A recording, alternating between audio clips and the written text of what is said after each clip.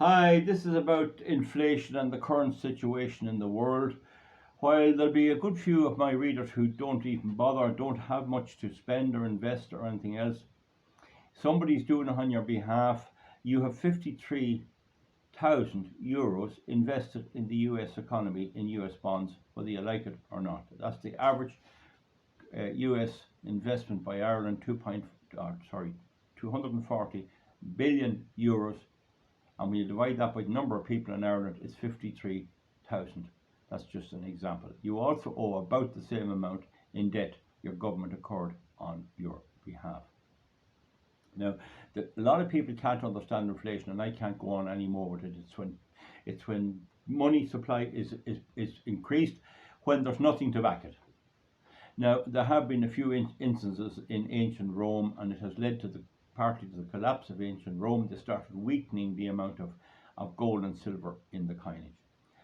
There are three types of precious metals only with marketable value and which can be considered money, and one is gold, one is silver, and one is copper. And you may remember in my lifetime there were copper coins, copper coinage.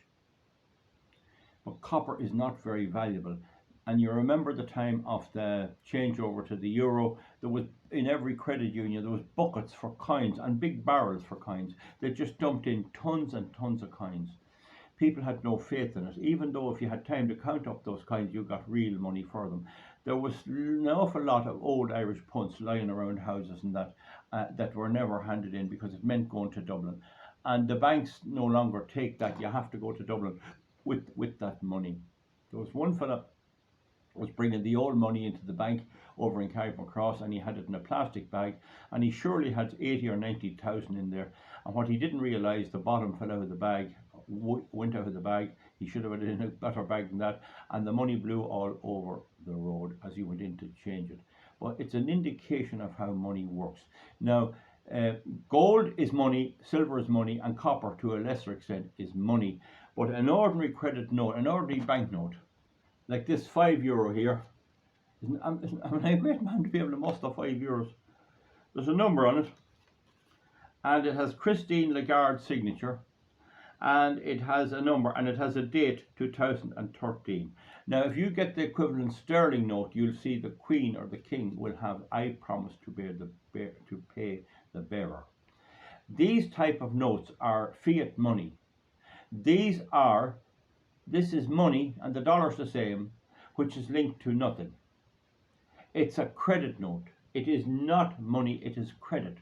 You're promised to pay the amount of that, and that amount is set by events in the world, by the Federal Reserve in America, by the ECB in Ireland and Europe, and by the Bank of England in England. So this is readily available, readily transferable for the moment. Now, one of the things, there was a court case in England which became law and is the law many years ago, whereby a fella must have bought or acquired a fine house out in the country, and he got in a chimney sweep who hired a young lad. Long ago they used to hire young boys and put them up the chimney to clean it, and that was kind of made illegal, but then it became obsolete anyway. You get actually the Chimney Sweepers Act in Britain about that. But this lad was up the chimney, and he seen a little ledge, and when he put his hand in, he found a gold watch. Really good quality gold watch. I don't know was it gold or not, but it was gold anyway, so it was valuable. So he brought it down anyway, and I don't think the owner was about, and he brought it home with him, and he brought it down to the pawnbroker, who gave him a good price for it. And he told the owner the next day, and the owner demanded the money. He said, "That's my watch." But they went to court anyway, and it was held that this was the original owner of the watch who owned the watch. The original owner. So if I have an antique tractor, which is some value, we'd say it's worth 10,000, it's only 10 of them made, and someone steals it, I never lose possession of that. That is my tractor forever, and it goes to the estate of those who follow me after my time.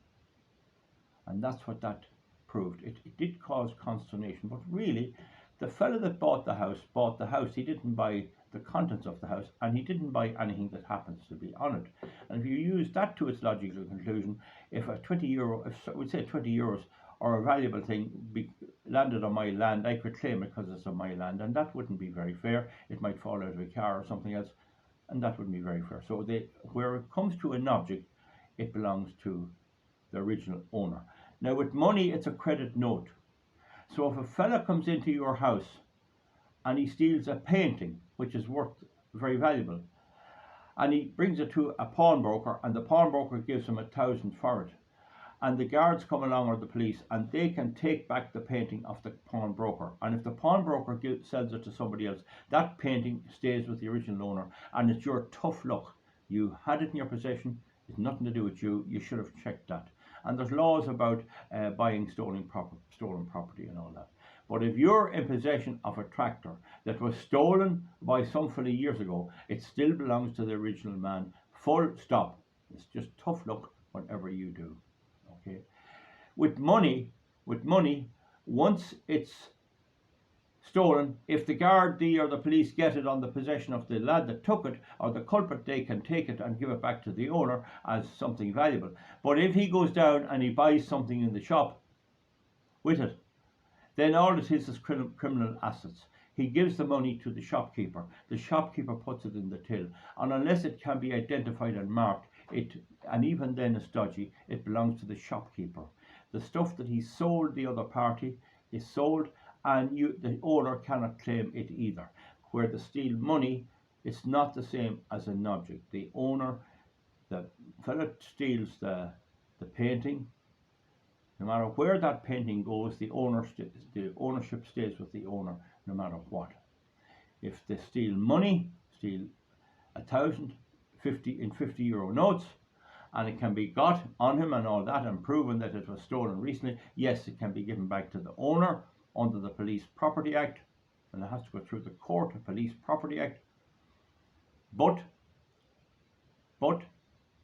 if he goes and spends it all around the town, the police cannot go around and collect up that money. And if he spends it all in a furniture shop and gives it to the furniture man, and the furniture man sells him a suite of furniture, the Gardaí can only act under the Criminal Assets Bureau Act. They can't act under the police property. They can't seize it and charge him with possession of a stolen piece of furniture, because the furniture was bought with credit notes. If he had bought it with a piece of identifiable gold, then that identifiable gold was identified, then it's an object, or a piece of silver, or a big lump of copper. That is an object, and that is his property.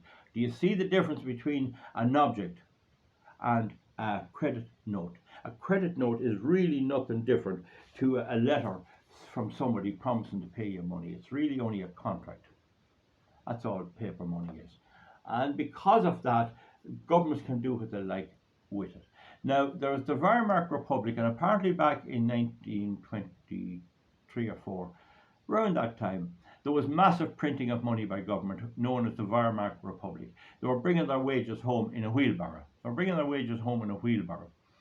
But there was one family in Berlin, and one of them emigrated to America and did quite well.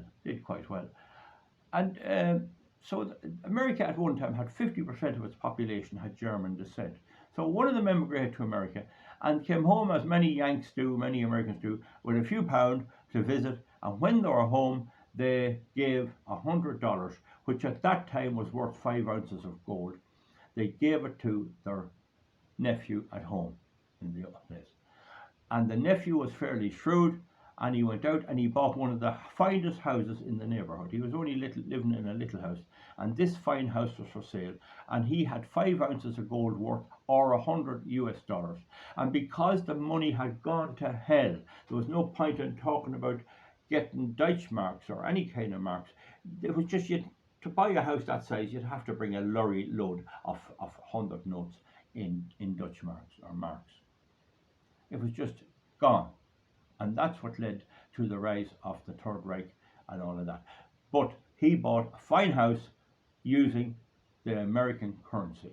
On the same behalf, if his grandfather had collected gold until he had 5 ounces, passed it on to his son or daughter, and they passed it on to this fella, he could have went out and bought the same house for 5 ounces of gold. So gold is not an investment.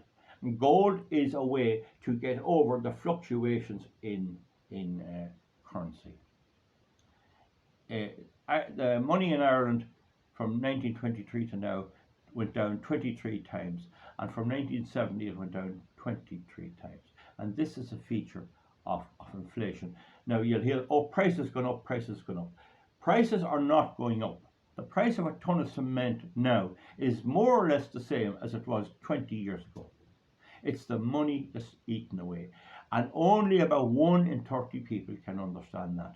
There are people who can never understand that. And that's just how governments do it, because there's a section of the population doesn't. Now, the inflation rate in the EU last year was 10.7%, and more or less the same in the UK, in the United Kingdom. And this year now it's 5 officially. You can always add on 2% because they don't include certain things like in it that's important. Oil as one of them and other things. And so if you add the two together over a 2-year period, our inflation rates are at 17%, both here and in America. That's an awful lot. That means in a year the value of your pound or your dollar or your euro goes down 17%. It's only worth 83. And then that's never brought back. So the following year is added on and added on and added on. And that's been happening all up, well, definitely for 100 years. That's definitely been happening in 100 years.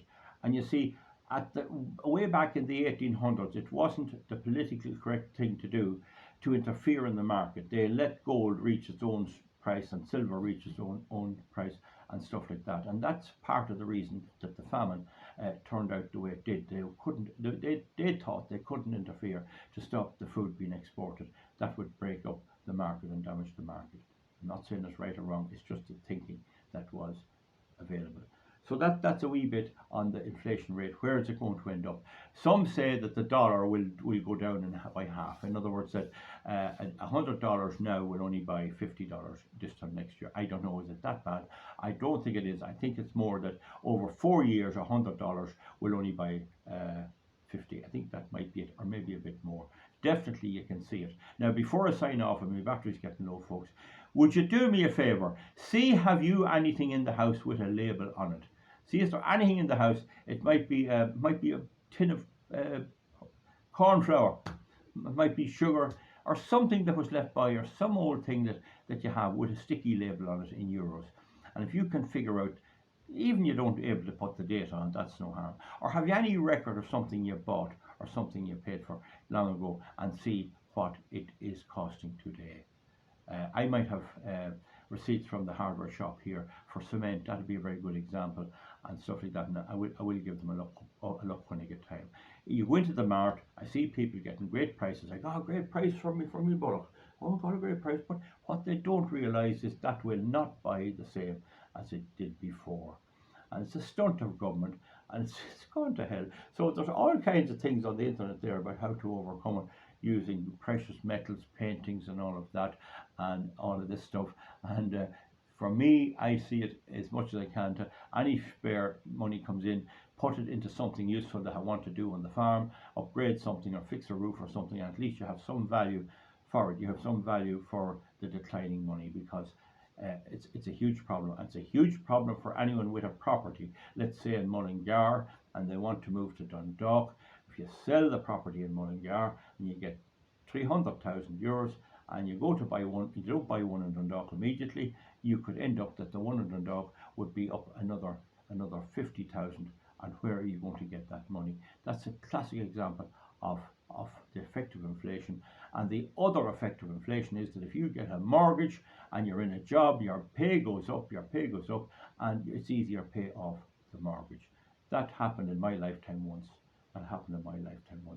What I notice at the moment, there's no union demands for pay, but I think employers are giving a bit extra anyway. So we let you go on that, and we see you back for something else. Thank you.